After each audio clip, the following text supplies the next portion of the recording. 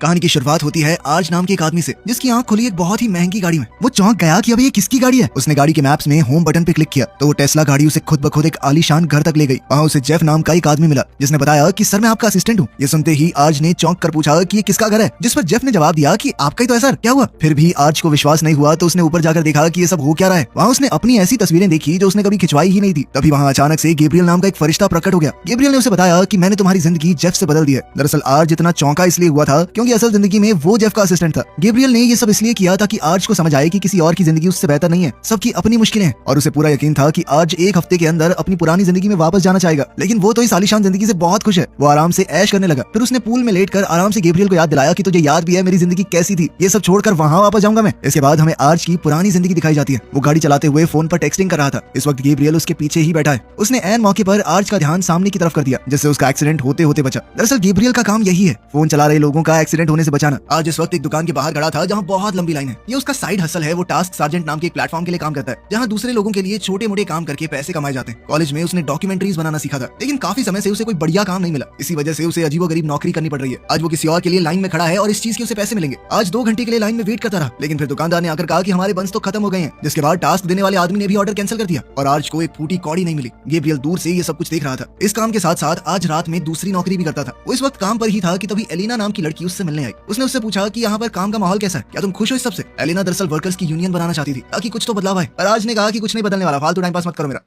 रात को वो दोनों एक टाको शॉप पर फिर से मिले। आज काफी थका हुआ था, उसकी नींद भी पूरी नहीं हो रही थी। उन दोनों की आपस में अच्छी बातचीत हुई, 2 पल हंस खेल लिए। इस वक्त भी गैब्रियल दूर से उन दोनों को देख रहा था। काम के बाद आज अपनी गाड़ी में ही जाकर लेट गया, क्योंकि वो गाड़ी में सोता था। उसके पास एक मोटेल तक के पैसे नहीं थे। जब उसके पापा का फोन आया तो उसने ऐसे ही झूठ कह दिया कि हाँ मैंने नया फ्लैट ले लिया है, काफी अच्छा है। इसके बाद आज ने फोन पर सोने के लिए कोई पॉडकास्ट चलाया, लेकिन वो भी एड्स हटाने के $6 मांग रहे थे। उसे देखकर गैब्रियल को बहुत तरस आ रहा था। अगले दिन हम गैब्रियल को फरिश्तों की एक मीटिंग में देखते हैं। सभी फरिश्तों का अलग अलग काम है। इज़राइल एक ऐसा फरिश्ता है जो लोगों की मदद करता है अपनी जिंदगी सुधारने में। ऐसे लोग जो जिंदगी से हताश हो चुके हैं, वो उन्हें रोशनी दिखाता है, जीने का मकसद देता है। गैब्रियल ध्यान से उसकी बातें सुनता रहा। उसका भी मन था कि मैं कोई बढ़िया काम करूं। उसने अपनी मैनेजर मार्था से बात की कि मैं एक भटकी हुई आत्मा को बचाना चाहता हूं। मार्था ने कहा कि बहुत मुश्किल काम है, तुमसे नहीं हो पाएगा। पहले तो ऐसा इंसान ढूंढना पड़ेगा जो कि बहुत परेशान हो, फिर तुम उसकी मदद करोगे किसी तरीके से। ये सब आसान नहीं होता। इस पर गैब्रियल ने कहा कि मैं एक इंसान को जानता हूं, वो बहुत दुखी है। जिस पर मार्था ने कहा कि ये सब तुम्हारा काम नहीं है, तुम्हारा काम है एलेना को एक्सीडेंट से बचाना, वरना बहुत गड़बड़ होगी उसकी जिंदगी में। लेकिन गैब्रियल का ध्यान आज की तरफ था और वो एलेना का एक्सीडेंट होने से नहीं बचा पाया। खैर ज्यादा कुछ बुरा नहीं हुआ, बस आज के साथ उसकी डेट कैंसिल हो गई, जो कि उन्होंने कहा कि किसी और दिन करेंगे।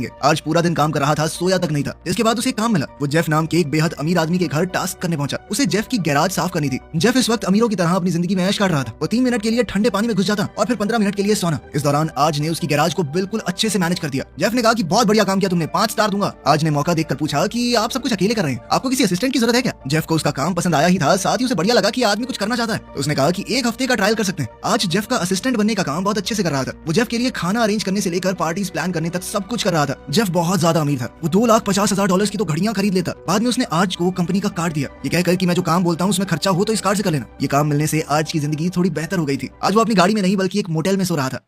अगले दिन आज एलिना को लेकर डेट पर जाने वाला था। जब उसने जेफ को इस बारे में बताया तो जेफ ने कहा कि ये शर्ट पहन के जाएगा तू, मेरे पास एक जैकेट है, मुझे थोड़ी छोटी है, तुझे परफेक्ट आएगी। और साथ ही उसने एक रेस्टोरेंट बताया कि वहां जाइए, बहुत ज्यादा महंगा भी नहीं है, सही है। आज जेफ के बताए हुए रेस्टोरेंट में ही एलिना के साथ डेट पर गया। जेफ ने 1-2 डिश बताई थी, उनकी कीमत देखकर दोनों की हालत पतली हो गई और उन दोनों ने सस्ती चीजें ही ऑर्डर की। इस सब के बावजूद भी बिल बहुत महंगा आया। आज के पास उस वक्त इतने पैसे ही नहीं थे, तो उसने हिचकिचाते हुए जेफ का दिया हुआ कार्ड इस्तेमाल कर लिया। अगले दिन जब जेफ को ये पता चला तो उसने आज से कहा कि तुमने खुद के खाने के लिए मेरा कार्ड इस्तेमाल किया। इस पर आज ने कहा कि मैं तुम्हें बताने वाला था, दरअसल जो रेस्टोरेंट तुमने बताया वो मेरे हिसाब से बहुत महंगा था, तो मुझे कार्ड इस्तेमाल करना पड़ा, वहाँ पे बेइज्जती हो जाती। चिंता मत करो, मैं पैसे लौटा दूंगा। लेकिन जेफ को ये धोखे जैसा लगा, तो उसने आज को ये कहकर निकाल दिया कि मैं तुम पर भरोसा नहीं कर सकता। जिसके बाद आज अपनी चीजें लेकर वहाँ से चला गया। आज का ये काम भी छिन गया और उसे टास्क सार्जेंट पर भी काम नहीं मिला। थोड़े पैसे कमाने के लिए उसे अपना खून डोनेट करना पड़ा। इसके बाद उसकी थोड़ी तबीयत भी खराब हो गई, शरीर में थोड़ी कमजोरी आ गई थी, तो वो एक दुकान में बैठा बैठा सो गया। जब चौकीदार ने उसे उठाया कि चलो रेस्टोरेंट बंद करने का टाइम हो गया, तब उसने बाहर आकर देखा कि उसकी गाड़ी को तो पुलिस वाले टो करके ले गए। ये देखकर तो आज का हौसला बिल्कुल टूट चुका था। गैब्रियल ये सब देखकर समझ चुका था कि आज एक भटकी हुई आत्मा है। वो आज के पास आया और कहने लगा कि मैं एक फरिश्ता हूँ। उसने अपने पंख दिखाए और कहा कि मैं तुम्हारी जिंदगी के बारे में सब कुछ जानता हूँ। उसने आज से कहा कि तुम चिंता मत करो, तुम्हारी जिंदगी में चीजें अच्छी होने वाली हैं। उसने आज को उसकी आगे की जिंदगी दिखाई, जिसके अंदर आज आगे जाकर एक फूड डिलीवरी ट्रक के लिए काम करेगा। उसके ऊपर इतना प्रेशर होगा कि उसके पास पेशाब करने का टाइम नहीं है, एक बोतल दी जाएगी उसके अंदर करना पड़ेगा। उसने दिखाया कि अभी तो तुम गाड़ी में सोते हो, बाद में तुम एलेना के साथ उसकी माँ के घर पे शिफ्ट हो जाओगे और वहाँ एलेना की बहन और उसका बॉयफ्रेंड भी रहते हैं। थोड़ा छोटा घर है 5 लोगों के लिए, लेकिन अच्छा है ना। लेकिन गैब्रियल अनजाने में आज का हौसला बढ़ाने की जगह उसे डिप्रेस कर रहा था। फिर गैब्रियल ने दिखाया कि चिंता मत करो, तुम ज्यादा टाइम तक यहाँ पे नहीं रहोगे, तुम्हारी नौकरी लगेगी, तुम दोनों दूसरी जगह शिफ्ट हो जाओगे, लेकिन वहाँ वहाँ भी तुम्हारे पास पैसे थोड़े कम ही होंगे, तुम्हारा कुत्ता बीमार होगा तो तुम्हारे पास उसके ट्रीटमेंट तक के पैसे नहीं होंगे, लेकिन तुम खुश हो। ये सब देखकर आज ने कहा कि इतनी बेकार जिंदगी मैं नहीं जीने वाला ये सब। उसे अपना फ्यूचर बिल्कुल पसंद नहीं आया। गैब्रियल ने बताया कि देखो मुझे ये सब करना अलाउड नहीं है, मेरे पंख देख रहे हो थोड़े छोटे हैं ना, तो मैं छोटे लेवल का एंजल हूँ, लेकिन मैं दिल से तुम्हारी मदद करना चाहता हूँ। मैं तुम्हें दिखाना चाहता हूँ कि तुम्हारी जिंदगी कीमती है। लेकिन आर्ज ने कहा साले डिप्रेस कर दिया तूने मुझे, इतनी बेकार जिंदगी तो उसकी है, वो जेफ। हम जैसे लोग तो बस उसकी सर्विस के लिए पैदा हुए हैं। लेकिन आर्ज को गलत साबित करने और ये दिखाने के लिए कि जेफ की जिंदगी भी कोई परफेक्ट नहीं है, गैब्रियल ने उन दोनों की जिंदगी को आपस में बदल दिया। अब कहानी वहीं पहुंच गई जहां से शुरुआत हुई थी। आर्ज को अमीर बनकर बहुत मजा आ रहा था, तभी अचानक जेफ उसके पास आया और कहने लगा कि आप मीटिंग के लिए तैयार हो जाओ। ये सुनते ही अब गैब्रियल को लगा कि अच्छा अब पता चलेगा तुझे, मीटिंग पे भी जाना पड़ता है। लेकिन मीटिंग बहुत आसान थी, वो लोग बस आम बातचीत कर रहे थे और डिनर का खर्चा भी पूरा कंपनी पर डाल दिया। आज घर आया तो एक आदमी पूल का हीटर ठीक करने आया। उसने कहा कि हीटर पूरी तरह खराब हो गया है, उसे ठीक करने में $35,000 लगेंगे। गैब्रियल ने कहा कि देखा इतना बड़ा खर्चा, देखा कितना मुश्किल है अमीरों की तरह जीना। लेकिन आज ने कहा कि इतना पैसा है मेरे पास, कोई फर्क नहीं पड़ता। उसने मैकेनिक को कहा कि हाँ बदल दे पूरा नया बना दे। इसके बाद वो उसी दुकान में पहुंच गया जहाँ वो और एलिना काम करते थे। एलिना उसके बारे में सब कुछ भूल चुकी थी, तो आज ने नए सिरे से खुद को इंट्रोड्यूस किया। इस बार वो उसे दोबारा उसी रेस्टोरेंट में डेट पर लेकर गया और वो महंगी डिश ऑर्डर की जो उसने पिछली बार छोड़ दी थी। और तो और रेस्टोरेंट वालों ने कहा कि सर आपको सर्व करके बहुत अच्छा लगा, आज का खाना हमारे ऊपर, आपको बिल नहीं देना। डेट के बाद एलिना और आज ने एक दूसरे को किस भी किया। एक हफ्ते बाद गैब्रियल उसके पास आया। उसने कहा कि एक हफ्ता खत्म हो गया, क्या तुम वापस जाना चाहते हो? उसे लगा कि आज को अपनी पुरानी जिंदगी याद आ रही होगी, उसकी वैल्यू समझ गया होगा। लेकिन आज ने कहा कि ये जिंदगी बढ़िया भाई, मैं क्यों जाऊंगा वापस। तब पता चलता है कि गैब्रियल बिना आज की मर्जी के उसे वापस नहीं भेज सकता। मतलब अगर आज चाहे तो हमेशा के लिए ये जिंदगी जी सकता है, और फिलहाल आज बिल्कुल भी वापस जाने के मूड में नहीं था। इस वजह से मार्था ने गैब्रियल को डांटा। उसने कहा कि ये सब क्या कर दिया तुमने, छोटा सा काम दिया था कि लोगों के उंगली लगा देना, एक्सीडेंट से बचा लेना उनको। और तो और उसने एलिना की मदद नहीं की, जिस वजह से उनका एक्सीडेंट हुआ और डेट पोस्टपोन हो गई। आज उसे महंगे रेस्टोरेंट में ले गया, उसकी नौकरी चली गई। अब मार्था ने गैब्रियल से कहा कि जब तक तुम सब कुछ सही नहीं कर देते तुम्हारे पंख मैं ले रही हूँ, और ये सब कुछ सही करने के बाद ही तुम ढंग से एंजल बन पाओगे।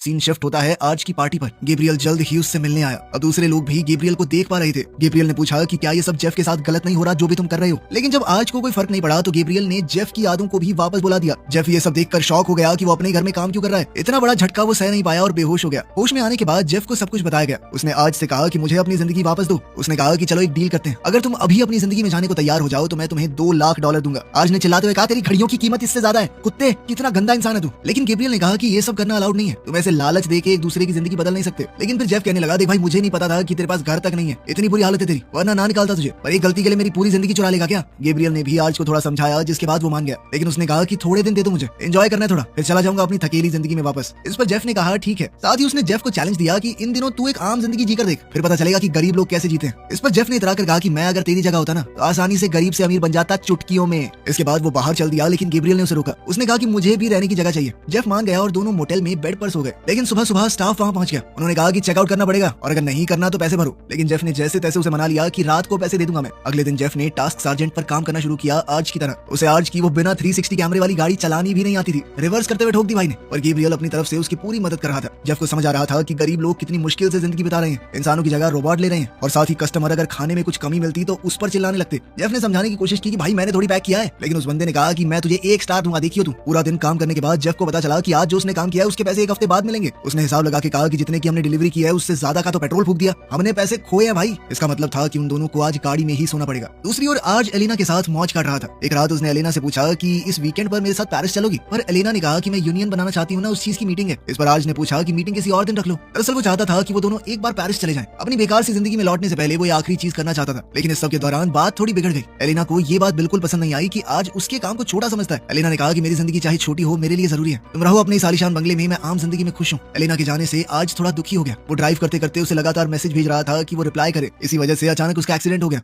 गैब्रियल ने जेफ को बताया कि आज कोमा में चला गया है, क्योंकि गैब्रियल जेफ के साथ था। गैब्रियल ने जब जेफ को ये बात बताई तो वो चिल्लाने लगा, तेरा ही काम है ना लोगों को फोन चलाने से रोकना ड्राइव करते हुए। तो गैब्रियल ने कहा कि मैं कैसे बचाता, मैं तो तेरे साथ था। खैर कुल मिलाकर अब उन्हें थोड़ा इंतजार करना पड़ेगा। अब जेफ की प्रॉब्लम्स और ज्यादा बढ़ गई थी। उसने गैब्रियल से कहा कि ये मेरी जिंदगी नहीं है, सब कुछ सही करो यार, क्या बना दिया मुझे। उधर आज का एक्सीडेंट ना बचा पाने की वजह से गैब्रियल को काम से ही निकाल दिया गया। जब तक वो सब कुछ ठीक नहीं कर देता वो भी एक इंसान ही बना रहेगा। अब इंसान बनने के बाद गैब्रियल को बहुत भूख लगने लगी, तो जेफ ने उसे सिखाया कि बर्गर कैसे खाते हैं। गैब्रियल को पहली बार खाना खा के बहुत अच्छा लग रहा था। जेफ ने ऑनलाइन चेक किया कि आमतौर पर आदमी कोमा से 2 हफ्ते में बाहर आ जाता है, और साथ ही वो कल अपने पुराने ऑफिस जाएगा। उसे बिजनेस के बारे में सब कुछ पता है, इसलिए वो वहाँ जाके ज्ञान पे लेगा और सब सोचेंगे कि वो कोई जीनियस है। इस तरह उसे एक बहुत बढ़िया नौकरी मिल जाएगी। और असलियत में उसे वहाँ से बाहर फेंक दिया। उन्होंने उसे जीनियस की जगह हैकर समझ लिया था कि तुझे कैसे पता इतना सब कुछ हमारी कंपनी के बारे में। दूसरी ओर बार बार फोन करने के बावजूद भी आज के बारे में हॉस्पिटल स्टाफ कुछ नहीं बता रहा, क्योंकि वो किसी की पर्सनल इन्फॉर्मेशन लीक नहीं कर सकते। इसी बीच गैब्रियल इंसानों वाली हरकतें करने में लगा हुआ था। वो बड़ा खुश होकर इंटरनेट का इस्तेमाल करके कहने लगा कि देख मैं तुझे छोटे हाथी दिखाता हूँ। उसकी हरकतों से तंग आकर जेफ ने कहा कि भाई देख अब तुझे भी नौकरी पकड़नी पड़ेगी, मैं हम दोनों का खर्चा खर्चा नहीं उठा सकता। गैब्रियल एक रेस्टोरेंट में बर्तन धोने का काम करने लगा। कुछ दिनों बाद जब उसे पहली सैलरी मिली तो अलग अलग टैक्सेस देखकर उसका दिमाग खराब हो गया। उसने कहा कि मुझे पैसे मिले सारे के सारे तो टैक्स में ले लिए सरकार ने, क्या हरकत है ये। उसके साथ काम करने वाले एक आदमी ने बताया कि तुझे शायद एक और नौकरी करनी पड़ेगी। वो खुद भी 3 नौकरियां करके पैसे कमा रहा था। अब गैब्रियल को भी इंसानों वाली मुसीबतें सहनी पड़ रही थी।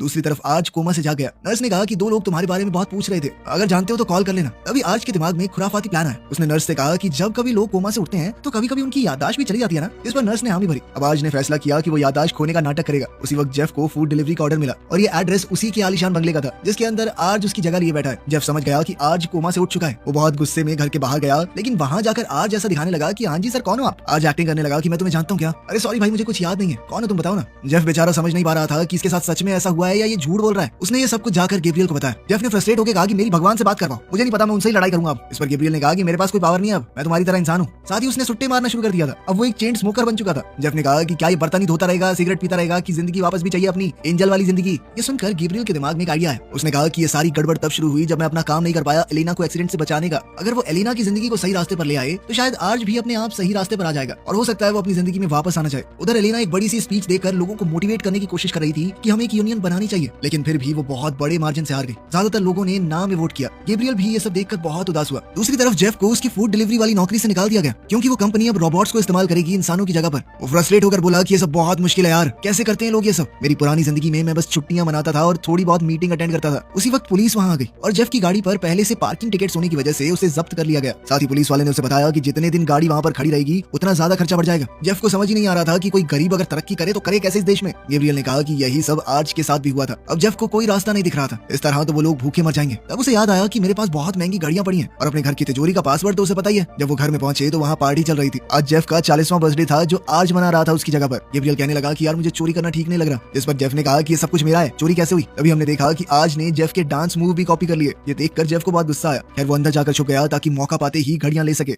पार्टी के दौरान गैब्रियल ने भांग मिली हुई चॉकलेट खा ली, जिसके बाद गैब्रियल पूरी तरह नशे में झूल गया। वो एक अनजान लड़की को पकड़ के अपनी पूरी एंजल वाली स्टोरी सुनाने लगा। इत्तेफाक से एलिना आज की पार्टी में ही वेट्रेस के तौर पर आई हुई थी। पार्टी के खत्म होने के बाद आज ने एलिना से कहा कि थोड़ी देर रुक जाओ, मैं तुम्हारे साथ समय बिताना चाहता हूँ प्लीज। इसके बाद दोनों ने साथ में डांस किया। एलिना ने उसे कहा कि तुम सही कह रहे थे, वो यूनियन वगैरह बनाना सब टाइम वेस्ट था, मैं अकेली नहीं लड़ सकती सिस्टम से। उसने कहा कि चलो चलते हैं पेरिस, शायद मेरी जिंदगी सच में बेकार है। ये सुनकर आज ने उसे कहा कि ऐसा नहीं है, अपने आप को यूं दबाओ मत, जब तक तुम्हारे जैसे लोग हैं तब तक सच में दुनिया बदल सकती है। अगर तुम हार मान गई तो फिर कुछ नहीं होने वाला। इस सब के बाद आज सोने चला गया और जेफ घड़ियां लेने के लिए आगे बढ़ा। उसने बहुत सारी महंगी महंगी घड़ियां निकाल ली। वहां से निकल ही रहा था कि तभी आज अपनी बंदूक लेकर आया और धाए धाए गोलियां चला दी। उनमें से एक गोली जेफ के कंधे में लगी। जेफ चिल्लाने लगा, बे साले पागल है क्या, गोली क्यों चला रहा है। आज ने उसे याद दिलाया कि जब मैं तेरा असिस्टेंट था तूने तो कहा था कि जैसे ही कोई घर में घुसे तो गोली चला देना, बाद में सवाल पूछना है। ये बात सुनते ही जेफ तुरंत समझ गया कि अच्छा तो तुझे सब कुछ याद है, अब नहीं हुआ तेरा मेमोरी लॉस। उनकी चीखने की आवाजें सुनकर गैब्रियल भी वहां आ गया। इसके बाद वो जेफ को लेकर अस्पताल गए। बाद में उसने आज से पूछा कि तूने मुझे झूठ क्यों कहा। आज ने सीधा सा जवाब दिया, देख मेरी जिंदगी बहुत बेकार है, कोई मजा नहीं है उसमें, और तुम्हारी गजब मजे ही मजे, लेकिन फिर भी मैं तैयार हूँ, ठीक है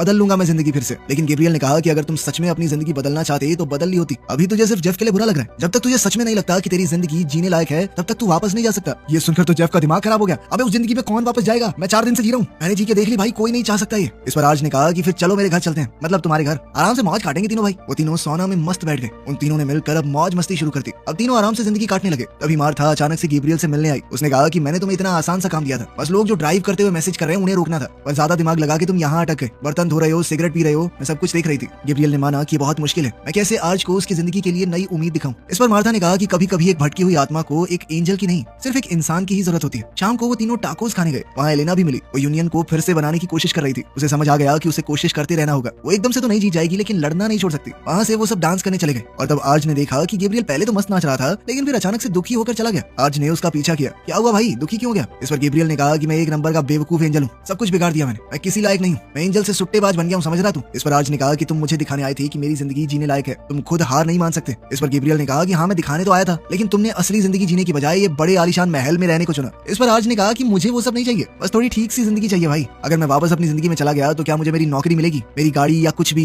ये सब सोच कर ही डर लगता है मुझे। इस पर गैब्रियल ने बताया कि जब मैं इंसान बना मैं भी बहुत ज्यादा डर गया था, मेरे साथ कुछ भी सही नहीं हो रहा था, बर्तन मांजने पड़े, गाड़ी में सोना पड़ा और पता नहीं क्या क्या, लेकिन इस सब के साथ अच्छी चीजें भी थी। मुझे डांस करना पसंद आया, मुझे जेफ जैसा एक दोस्त मिला और तुम भी बहुत पसंद हो मुझे। उसकी ये बातें बातें सुनकर आज ने कहा कि तुम बहुत अच्छे एंजल हो और मैं हमेशा चाहूंगा कि तुम ही मेरे एंजल बनकर आओ। साथ ही एलेना की बात का उस पर असर हुआ था कि मैं एकदम से तो नहीं जीत पाऊंगा, लेकिन कोशिश करते रहना होगा। इतना कहते ही वो अपनी पुरानी जिंदगी में वापस पहुंच गया। उसकी गाड़ी टो हो चुकी थी। दूसरी तरफ जेफ अपने घर पर उठा। वहाँ उसे आज का पार्किंग टिकट मिला। जब आज अपनी गाड़ी लेने गया तो जेफ उसकी टिकट पहले ही पे कर चुका था। आज ने अपने पापा को फोन मिलाया और कहा कि पापा कुछ भी अच्छा नहीं चल रहा, जिस पर उसके पिता ने कहा कि कोई बात नहीं बेटा, मुसीबत आती है लेकिन मुझे भरोसा है तुम सही कर लोगे सब। ये सुनकर आज को थोड़ा अच्छा लगा। दूसरी तरफ जेफ अपनी कंपनीज में बदलाव करने लगा। उसने कहा कि फूड डिलीवरी वाले सारे रोबोट हटाओ, लोग ही डिलीवरी करेंगे और उनको ज्यादा पैसे दो। जब बाकी सारे बोर्ड मेंबर्स इसके लिए मना करने लगे तो उसने कहा कि कंपनी का कंट्रोल मेरे पास है, सबसे ज्यादा शेयर मेरे पास है, तो मैं जो कहूंगा ना वही होगा। उधर आज ने वही डिलीवरी वाला काम शुरू कर दिया जिसमें उसके पास सुसु करने तक का टाइम नहीं था। उसके साथ साथ बाकी सब ने भी वो नौकरी छोड़ दी। आज ने फिर से एक डॉक्यूमेंट्री एडिटर की जॉब ढूंढना शुरू किया। उसकी जिंदगी धीरे धीरे बेहतर होने लगी, लेकिन जब भी वो कुछ खाता तो एक हिस्सा गैब्रियल के लिए जरूर छोड़ जाता।